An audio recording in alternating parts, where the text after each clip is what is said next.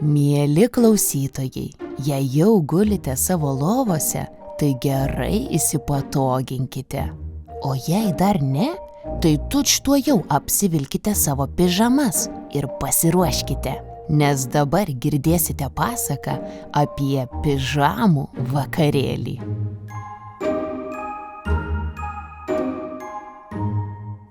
Viename mieste buvo daug namų, o viename iš tų namų mažas kambarėlis, kuriame gyveno gausybė daiktelių.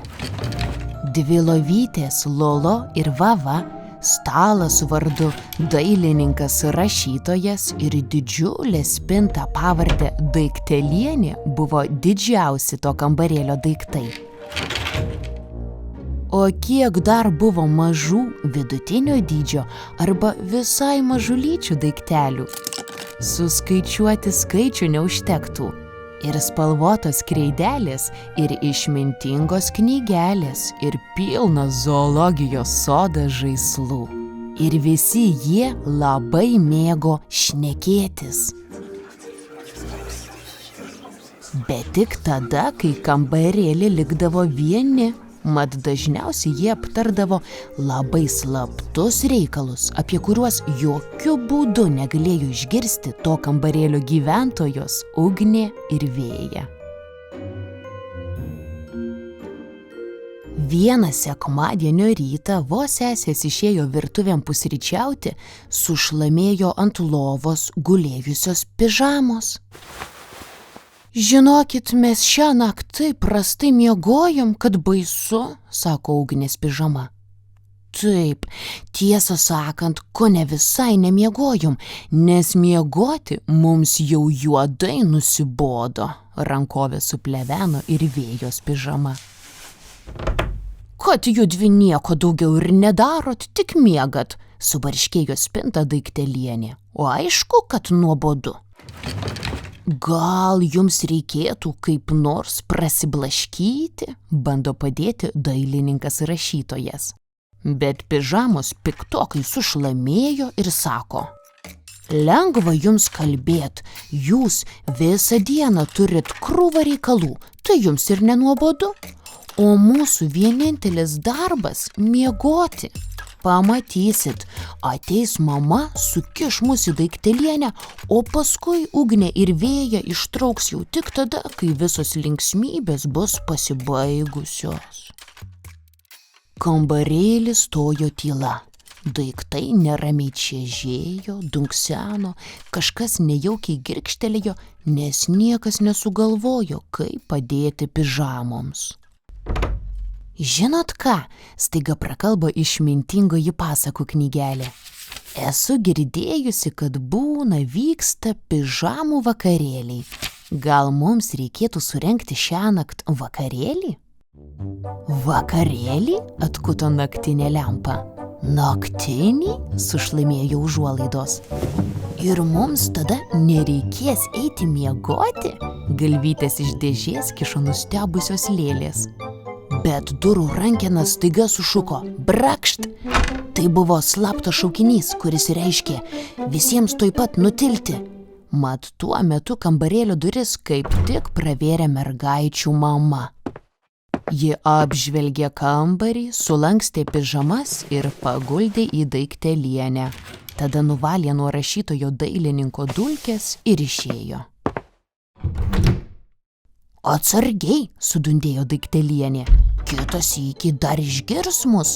Visus prašau laikytis rimties. Bet rimties išlaikyti niekam nebepavyko. Dabar visi labai užsidegę tarėsi, kaip surengti pižamų vakarėlį. Ir tikrai, juk ne tik pižamos, bet ir kreidelės, pliušiniai žaislai, pagalvės ir kėdės visi troško vakarėlio.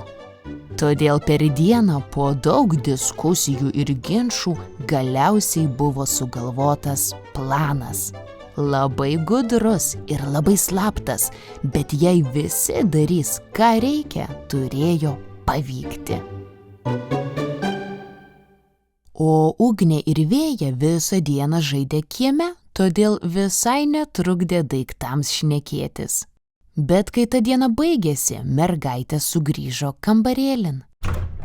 Jau sutemus apsivilko pižamas. Mama įjungė naktinę lemputę, palinkėjo saldžių sapnų ir uždarė kambarėlio duris.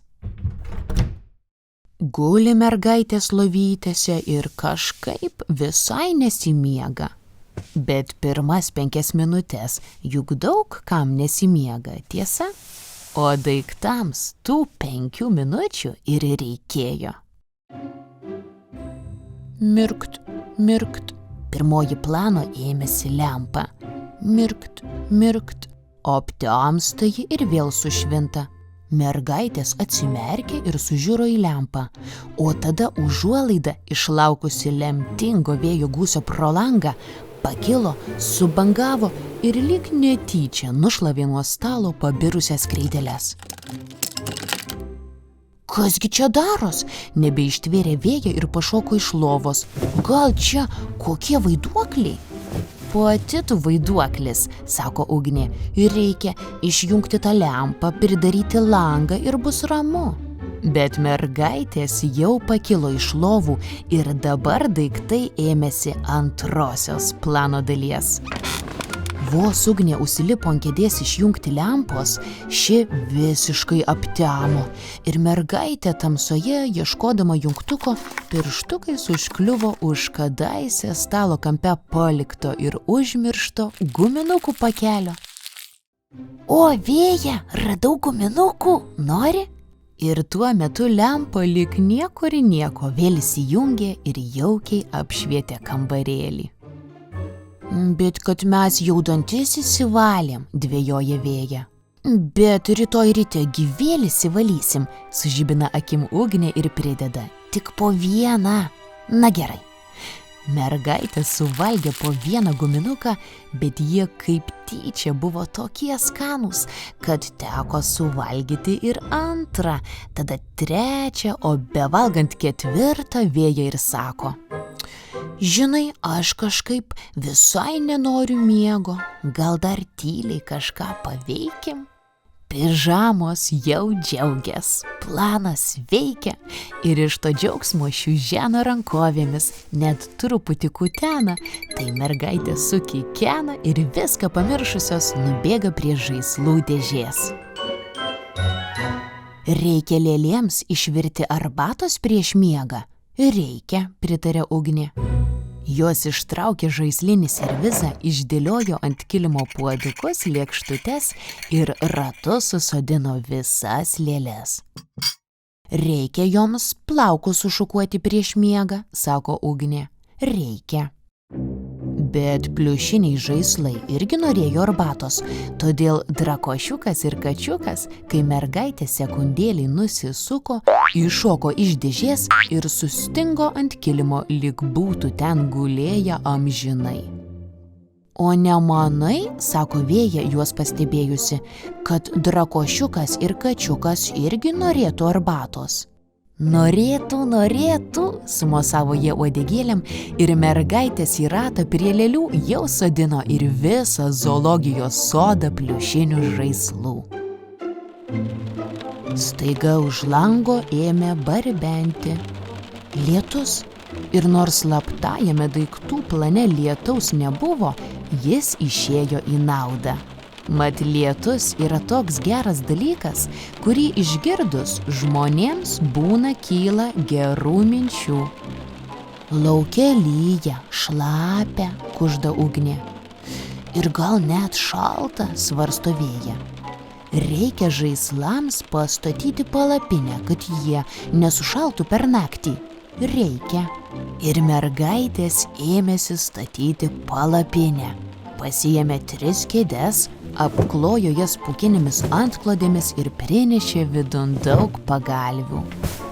Pro tarpelį pastatė lemputę šviesti ir kai jau sugrūdo visus žaislus vidun, tai pačios vos betilpo.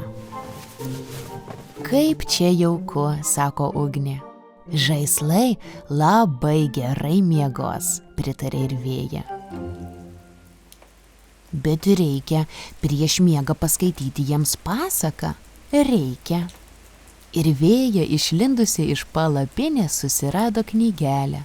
O kad skaityti neprailgtų, dar prigriebė ir tą guminukų pakelį. Atsivertė jį puslapį, bet kurį, bet knygelė juk buvo išmintinga, tai atvertė mergaitėms puslapį apie pižamų vakarėlį. Ugnė perima knygelį į rankas ir ima skaityti. Viename mieste buvo daug namų, o viename iš tų namų mažas kambarėlis, kuriame gyveno gausybė daiktų daiktelių. 2 lovytės Lolo ir Vava, stalas su vardu dailininkas rašytojas ir didžiulė spinta pavarde Daiktelienė buvo didžiausi to kambarėlio. Taip Ugnė skaitė, o žaislai ir Vėja klausė. O didysis laikrodis ant sienos nusprendė, kad 1 valanda nakties jau pats metas užbaigti vakarėlį. Tai jis sutiksėjo, to tiksėjimo paraginta lemputė prigeso ir palapinėje visi kaip mat užsnūdo. Miegojo jie tą naktį kaip po tikro vakarėlio, giliai ir ilgai. O kitą rytą, kai mama atėjo į kambarį, tai nieko nesuprato. Bet suprasti ji nieko ir neturėjo, juk pižamų vakarėlis buvo labai slaptas. Dėkojame Ugniai ir Vėjai, kurios pageidavo pasakos apie pižamų vakarėlį.